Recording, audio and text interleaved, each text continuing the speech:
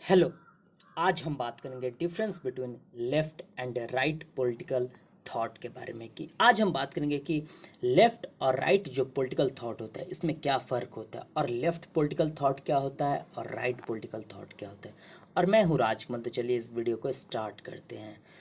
तो political science, जब भी हम पॉलिटिकल साइंस राजनीति शास्त्र पढ़ते हैं तो हमें पॉलिटिकल थॉट पढ़ने को मिलता है, या हम किसी भी सोसाइटी को जानना चाहते हैं तो हमें सबसे पहले उस सोसाइटी के पॉलिटिकल थॉट के बारे में जानना चाहिए। पॉलिटिकल थॉट मीन्स राजनीतिक विचार। उस जो सोसाइटी है, उस जो कंट्री है, स्टेट है, उस स्टेट का पॉलिटिकल थॉट क्या है, राजनीतिक विचार क्या है। तो सबसे पहले हम बात करते हैं तो राजनीतिक विचार जो होता है, पॉलिटिकल थॉट जो होता है, वो एक फिलॉसफर देते हैं। पॉलिटिकल फिलॉसफर्स जो होते हैं वो बताते हैं कि समाज को कैसे होना चाहिए, कि स्टेट को कैसे होना चाहिए।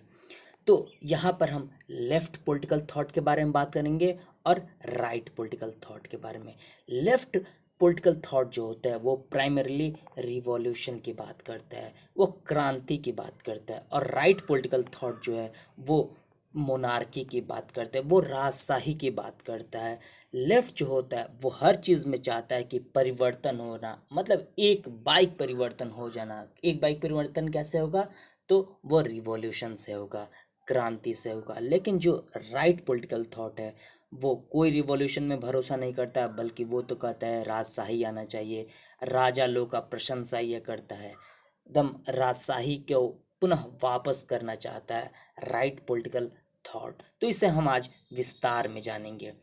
तो लेफ्ट एंड राइट पॉलिटिकल जो स्पेक्ट्रम है वो एक सिस्टम है क्लासिफाइंग पॉलिटिकल पोजीशंस को जानने के लिए, आइडियोलॉजीज को जानने के लिए, पार्टीज को जानने के लिए। From social equality on the left and the right, the intermediate stance is called centrism. और जो लोग बीच में होते हैं, यानी कुछ उन लोगों का फिलॉसफी लेफ्ट वाला होता है और कुछ उन लोगों का फिलॉसफी राइट वाला होता है, उन लोग को हम सेंट्रिज्म कहते हैं। केंद्रीयवादी वो लोग जो होते हैं वो ना वामपंथी होते हैं, ना लेफ्टिस्ट होते हैं, ना राइटिस्ट दक्षिणपंथी होते हैं, बल्कि वो लोग मध्य मार्गी होता है। तो at present the terms left wing and the right wing are used for liberals and conservatives. अभी जो लेफ्ट विंग जो है उसको यूज़ किया जाता है लिबरल्स के लिए। जो लोग लिबरल्स होते हैं उनको हम अपने मन में समझ लेते हैं कि ये लेफ्ट विंगर हैं, और जो कंजर्वेटिव्स होते हैं उनको हम अपने मन में समझ लेते हैं कि ये राइट विंगर हैं। लेकिन ये जो वर्ड है, ये जो शब्द है, वो आया है फ्रेंच रिवॉल्यूशन से। फ्रेंच रिवॉल्यूशन में इन सभी चीज़ों का लेफ्ट और राइट के बारे में अच्छे से वहाँ पर इवोल्यूट होता है, इवोल्यूशन होता है इस चीज़ों का, और दुनिया के सामने ये बात आती है। तो सबसे पहले हम बात करेंगे कि इसकी ओरिजिन के बारे में, कि इसका ओरिजिन जो होता है लेफ्ट पॉलिटिकल थॉट और राइट पॉलिटिकल थॉट वो कहाँ से होता है। तो 1789 जो साल होता है उसमें जो वहाँ पर फ्रांस के जो नेशनल असेंबली, यानी वहाँ के जो संसद के मेंबर्स होते हैं, वो वहाँ पर संसद में बैठते हैं। वो अपने कॉन्स्टिट्यूशन को ड्राफ्ट करने के लिए, कॉन्स्टिट्यूशन को लिखने के लिए। तो वहाँ पर उन लोगों के बीच डिबेट शुरू हो जाता है। वहाँ पर राजा होते हैं, लुइस 16 उनका नाम होता है। डिबेट शुरू होता है कि आखिर में राजा को कितना पावर दिया जाए। The debate raised and the anti-royalist revolutionaries gathered to the presiding officer's left, while the conservative aristocratic supporters gathered to the right। यानी जो राजा के सपोर्टर्स थे वो राजा के राइट साइड में बैठे, और राजा के जो विरोधी थे, जो चाहते थे कि बिल्कुल हम राजशाही को पसंद नहीं करते हैं, हम एक लिबरल सोसाइटी को देखना चाहते हैं, तो वो लोग लेफ्ट साइड में बैठे। और यहीं से लेफ्ट और राइट की पॉलिटिक्स स्टार्ट हो गई। फिर 1791 में फ्रेंच नेशनल असेंबली को रिप्लेस कर दिया जाता है फ्रेंच लेजिस्लेटिव असेंबली के तौर पर। और जो इनोवेटर्स होते हैं, जो कि चाहते हैं कि प्रोग्रेसिव सोसाइटी को चाहते हैं, जो प्रोग्रेसर होते हैं वो लेफ्ट साइड बैठते हैं, और जो मॉडरेट्स होते हैं वो सेंटर में, जैसा कि मैंने आपको सेंट्रिज्म के बारे में बताया। और जो कॉन्सिस जो जो कि धर्मवादी होते हैं, धर्मपरायण जो लोग होते हैं, डिफेंडर्स हो, जो धर्म को डिफेंड करने वाले लोग होते हैं, वो राइट साइड में बैठे। और ये सब 1792 तक चला। लेकिन 1848 के बाद वहाँ पर डेमोक्रेटिक सोशलिस्ट का टर्म आया, रिएक्शनरीज का टर्म आया। तो डेमोक्रेटिक सोशलिस्ट रिएक्शनरीज का जो टर्म आया वो लोग उनके पार्टी के एफिलिएशन को देखकर ही समझ जाते थे। फिर 1870 में 1870 में फ्रांस में थर्ड रिपब्लिक बनाया जाता है, अडॉप्ट किया जाता है, और 1870 में जो पॉलिटिकल पार्टीज होती हैं वो यूज़ करने लगती हैं term Republican left, centre left, centre right, extreme left and extreme right. अब भारत में भी देखेंगे बहुत ऐसी पार्टी है जिनके बारे में अगर पॉलिटिकल एफिलिएशन के नीचे आप जाएंगे तो वहाँ पर लिखा रहेगा कि वो सेंटर लेफ्ट होती हैं। जैसे कि आप कांग्रेस के जाएंगे पॉलिटिकल एफिलिएशन देखेंगे तो आपको दिखाएगा वो सेंटर लेफ्ट दिखाएगा, फिर से बीजेपी को सेंटर राइट दिखाएगा, फिर से अगर आप माविस्ट के पास जाते हैं, माविस्ट के पॉलिटिकल एफिलिएशन आप देखते हैं तो वो एक्सट्रीम लेफ्ट दिखाएगा। फिर से अगर आप बहुत से हिंदुवादी संगठन के पास जाएंगे तो उन लोगों का पॉलिटिकल एफिलिएशन एक्सट्रीम राइट दिखाता है। बहुत ऐसे इस्लामिक चरमपंथी जिहादी संगठन उन लोगों का भी एक्सट्रीम राइट पॉलिटिकल एफिलिएशन दिखाता है। तो यहाँ पर हम जानेंगे कि ये जो टर्म है वो फ्रांस से निकला और पूरी दुनिया में फैल गया। सारी दुनिया की हर पार्टी का पॉलिटिकल एफिलिएशन को हम देखकर बता सकते हैं कि ये कहाँ एग्जिस्ट होता है। तो यहाँ पर क्वाड्रेंट है पॉलिटिकल स्पेक्ट्रम, इसे हम समझ सकते हैं।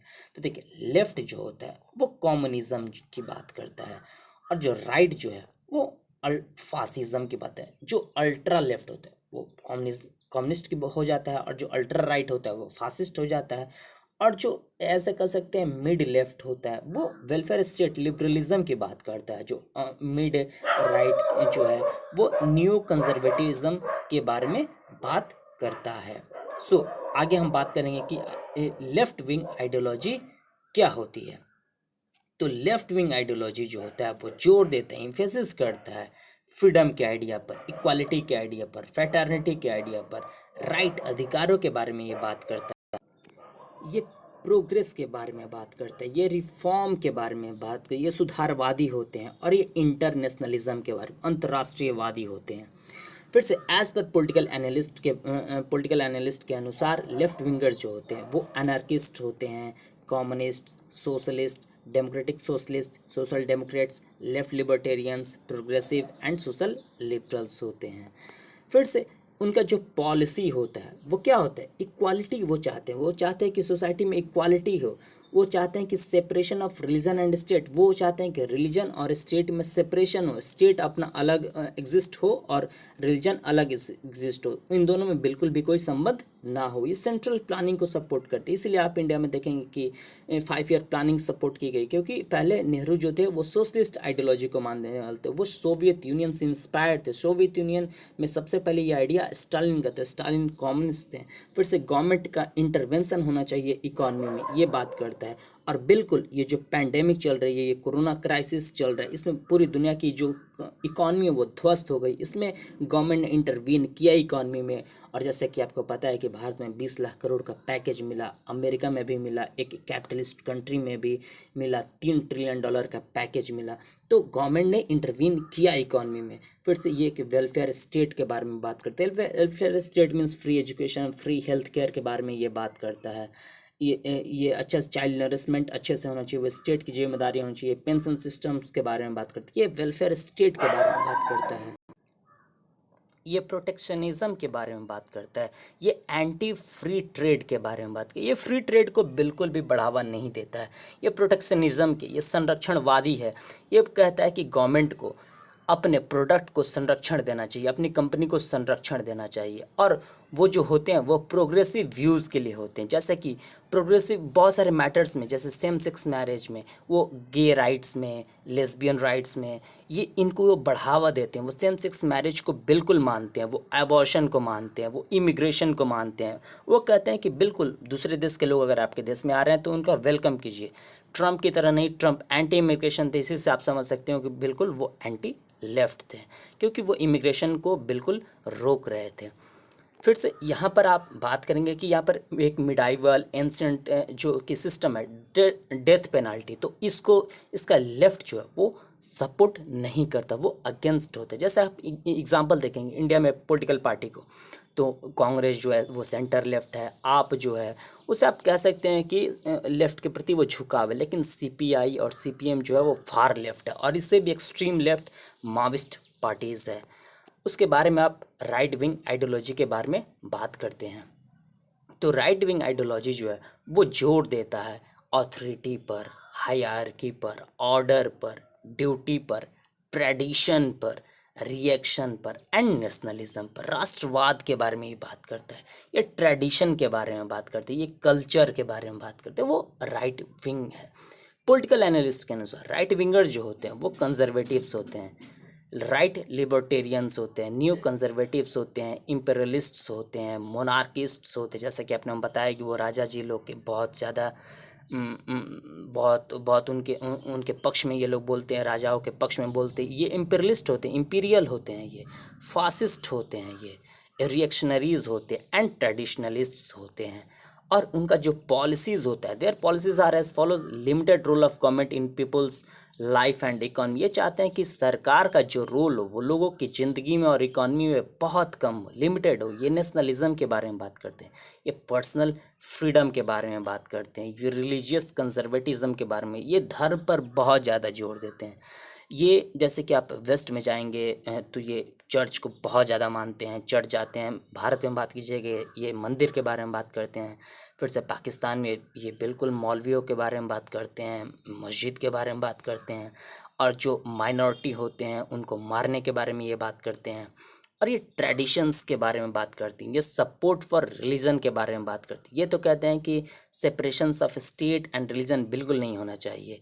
ये इक्वालिटी के बारे, equality for all, no special protection to minorities, ये कहते हैं कि इक्वालिटी होना चाहिए लेकिन माइनॉरिटीज़ को कोई प्रोटेक्शन बिल्कुल भी नहीं होना चाहिए। जैसे कि आप पाकिस्तान में देख सकते हैं, बांग्लादेश में देख सकते हैं, वहाँ पर माइनॉरिटीज़ को बिल्कुल भी प्रोटेक्शन नहीं दिया गया जैसा कि भारत में दिया गया है।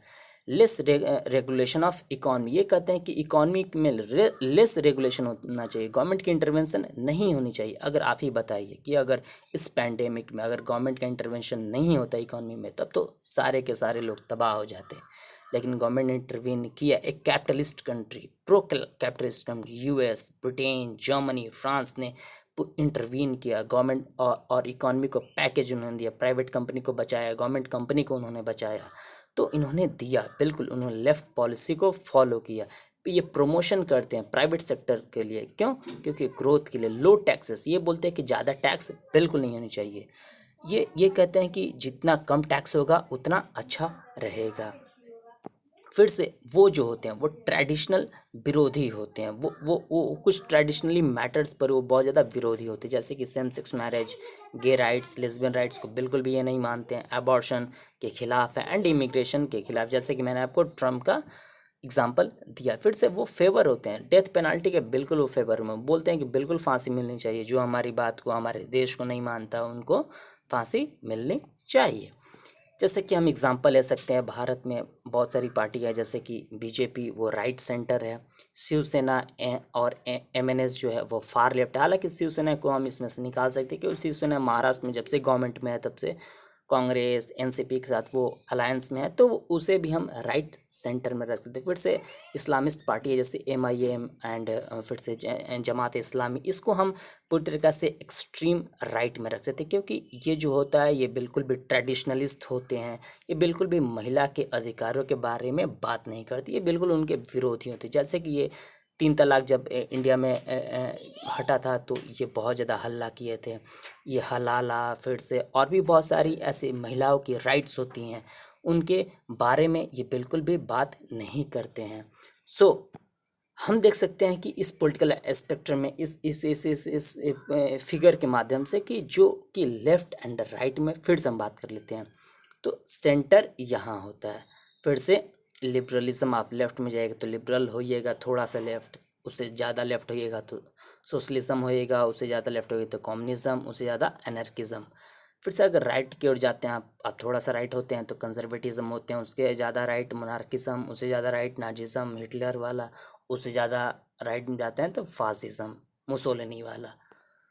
सो थैंक्स, उम्मीद है कि आपको ये वीडियो अच्छा लगा और आप मुझे कमेंट करके बताइएगा कि आप किस पॉलिटिकल आइडियोलॉजी को बिलोंग करते हैं, आप किस पॉलिटिकल थॉट को वो अपनी ज़िंदगी में पसंद करते हैं कि यहीं कंट्री में लागू हो। सो आप इस वीडियो को शेयर कीजिए, सब्सक्राइब कीजिए एंड लाइक भी जरूर कीजिए, और इस वीडियो का पीडीएफ लिंक मैंने डिस्क्रिप्शन बॉक्स में दिया है। So thanks.